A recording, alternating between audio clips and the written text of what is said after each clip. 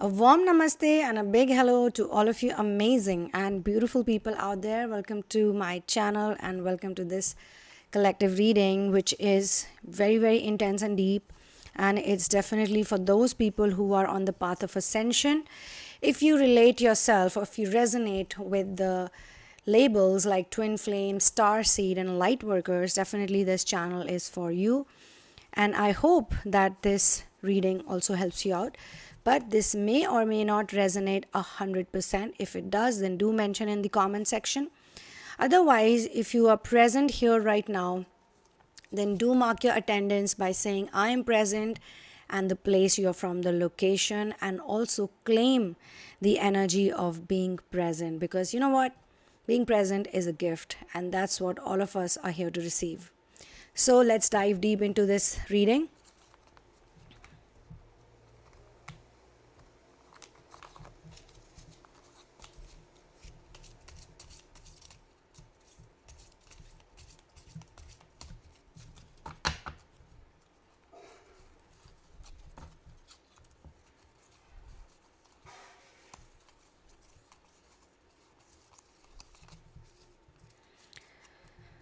All right, so your intuition is really pushing you to take strong steps.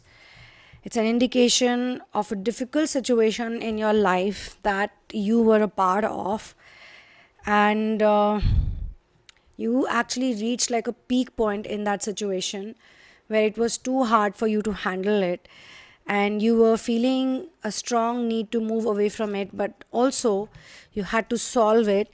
And while doing this and while becoming a more authentic version of you, you developed a stronger intuition and a more positive energy came into you, and you started understanding what true love means after all. So whatever happened with you, it was the step in the right direction. Now, what I sense, what I see around you is that there are some people who are trying to make you feel bad because you're saying no to bullshit, because you learned to even say no, for that matter, to say no to a lot of things mentally also. Earlier, you were just saying yes, yes, yes, yes, yes, yes, yes to everyone and everything. But first, it has to be a mental thing. You have to mentally disconnect with a lot of things. You have to be a person who learns to do a mental separation, who learns to give a closure to their own self when others are not giving it to them. And you have realized that you need to embody the vibration of a strong, creative person. And creativity is not just limited to doing arts. It's also connected to releasing codependencies so that you can express yourself.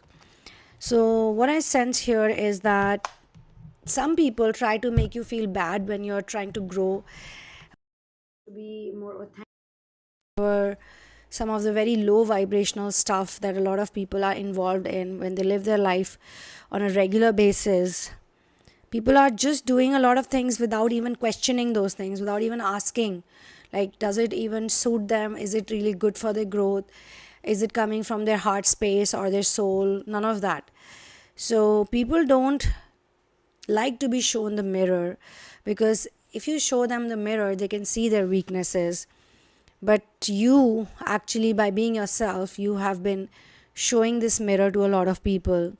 And when you started out on this journey, which actually just sometimes you feel it just happened to you, you were like the chosen one, you were always trying to become a better version of yourself.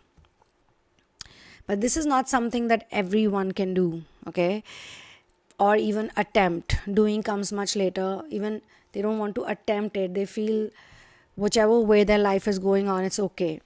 So these energies are like, I can sense these energies around you. It could be anyone, literally. It could be your life partner. It could be your mother, father. I'm not saying anything because this is not a one-on-one session. For personal sessions and for therapies, you can check out the description box and you can always get into one with me. Just there are two main disclaimers. Number one is, kindly do not share anything with me in advance so that later on it doesn't interfere in the session.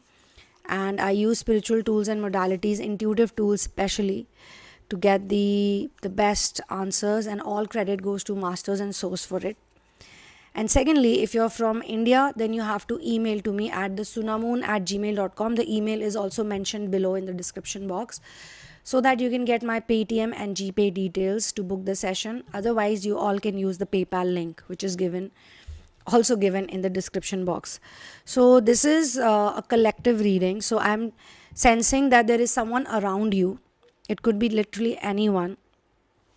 Now, there was a time, like they have probably seen you for a long time, or they know you well. There was a time when you were not so aware, and they were also not aware, but it was okay. It did not matter to anyone. You did not know any better, and you were pretty naive as a person. You were simply following the herd. But due to your Kundalini rising and awakening, you started to change. And change is the most constant thing in the cosmic reality. In Srimad Bhagavad Gita also it's written that Parivartan hi sansar ka niyam hai. Change is what we need to follow in the planet. This is how it is. If you have seen Star Wars or if you have seen Mandalorian, you would know that they have this statement that they always say, this is the way. Similarly, change is the way, And you actually started following the way. You learned to become careful of not getting impacted by other people's projections, because other people are believing in the illusions and the delusions, and they consider it to be true. They believe that the false stuff is real stuff. So they are going to remain stuck in duality if they don't open their eyes in due course of time. But you have. And it could be possible that you are also going to be a catalyst in their journey, because you're so bold and because you're in their face. You are not going to accept the breadcrumbs that other people throw at you, or they have been throwing at you. You're probably saying no to it. Now, people get upset and they project their failures, their demands. They shift the blame on you or anyone who is there around. They try to turn their personal losses onto you, and they try to suck you in their dreams. And what is the biggest dream? Like, what's the maximum dream of anybody? Basic people, if you say basic, if you guys have any guesses, you can write down in the comment section. Like, what do you see when you look around people? What do you see? What are they trying to do? They are simply either dreaming to buy their own house or buy some fancy car or something, it has to be something material. And then it never stops. Like, if you look at the most famous person also, if you ask them that, are you satisfied? Are you content? They would be like, no, I want to be more famous. Also, they will say, I want my name to reach everywhere. I want my name to reach to Mars and Jupiter and Venus and whatnot, even reach till Pluto. So nobody is really satisfied, nobody is content, and it never stops. Even when they get something they want, it will not stop there. So they are not satisfied with what they have. If you ask people, what are you going to become eventually? They'll probably just say, better than this, better than this, better than this. But why are they doing better than this? Or what is it connected to? Is it connected to their body? Is it connected to their soul? Is it connected to their mind? Is it connected to growth? What kind of growth? Like, they are not asking these questions.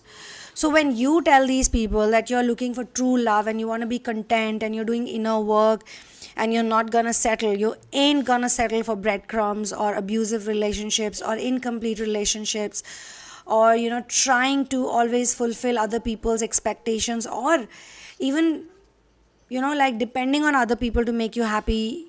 You basically want to walk with your head held high. That's what you want to do. So all you're going to do is, or all you're doing already is, showing the truth, the reality to other people, showing them the mirror. And you are different because you, unlike them, you are resonating with truth, with love, with unconditional love, with source energy. But they are not, okay? You woke up like you got awakened. So you resonate with things that make sense to your soul. And there are things that are obvious to you, but they're not obvious to them. Things that are high vibrational, you want to connect with those things, okay? You accept what's low vibrational, but you don't want to connect with it. You want to be like, okay, this is low vibe stuff, or this is like sucking people into darkness, misery needs company, and I ain't gonna be that person. I just wanna be, I don't want to even judge this or that. So you didn't want to live your whole life doing low vibrational things. So now when you choose something else over them, they're gonna make you feel bad, or they already are making you feel bad for choosing the actual natural flow of life. Now I can give you one really great example. There was a time I used to go to parties and hang out with people, and slowly, it was not that slow or gradual, but it was kind of obvious change. There was a time when I was always in that runner chaser thing, like I would sometimes do it, not do it. So I remember I was at a party and I was just trying to enjoy myself, like without anything, without any alcohol, or without, just listen to the music and try to get high. But the music was so loud and there were so many people. I was just thinking that if people don't drink alcohol, they cannot stand here for that long. They cannot be here for that long. It's impossible. It's so hot in the clubs. It's so crowded. It's like packed fully. But then they call it atmosphere. So I remember someone asked me at that point in time that, you don't want to drink? And I said, no, I don't want to drink. I don't drink. And they were like, what? You don't drink? Then what do you do in life? So, at that moment in time, I was thinking, like, they're trying so hard for a person who's not drinking to be like them, that they're willing to tell this person that by not drinking, you're doing something wrong. They even said to me, those people, that you don't have a life. You got to get a life. You got to chill. You got to learn to chill. You're going to learn to take it easy. So what if you're going to have a drink or two? So what? How is that going to change your life? And I was like, it's just something I don't want to do. I don't find it necessary. I don't think it's useful.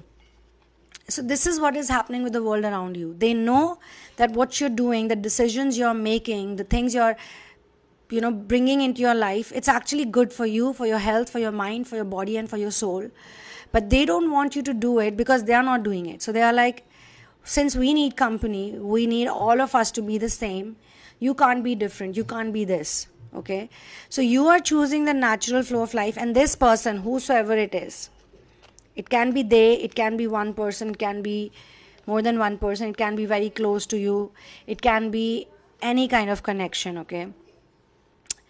So this person cannot love you back for the way you are becoming, like turning into, and they feel that you are doing something wrong, and they'll always be the same. They'll always remain to be who they are right now. Now, if you look at a lot of YouTube videos, as per this reading, very interesting messages have come to me for those who resonate with it. Like, you must have heard everywhere that narcissistic people don't change. Well, actually, that's not true. Narcissists also change when we change. When we stop looking at them with anger, frustration, and rather we see them as a catalyst for our own change. Like, you would not change if these people don't trigger you. You would not change if these people not going to question you. If your lover is not going to question your spiritual beliefs and make a big deal out of it, you're not going to shift. It's not going to hurt you. Lots of people are talking about the narcissistic world. They are themselves very angry. When you watch their videos or when you watch their content, you can know that they are themselves very angry and they're not able to shift the relationship patterns in their life. They're still upset with their family members. They're still upset with their brothers or sisters or whosoever it is. Like, there are two parts of understanding narcissism. Like, I work with a lot of people and I do narcissistic abuse therapy, and when they enter the therapy, they are different people, and when they leave, when the therapy gets over, some people take 1, 2, 3 also, because that's how much they enjoy it. That's how much they see the shift happening in their life. They become more independent, they become more relaxed, and they learn to forgive. So when we shift, the narcissistic people shift. But it doesn't happen in one day.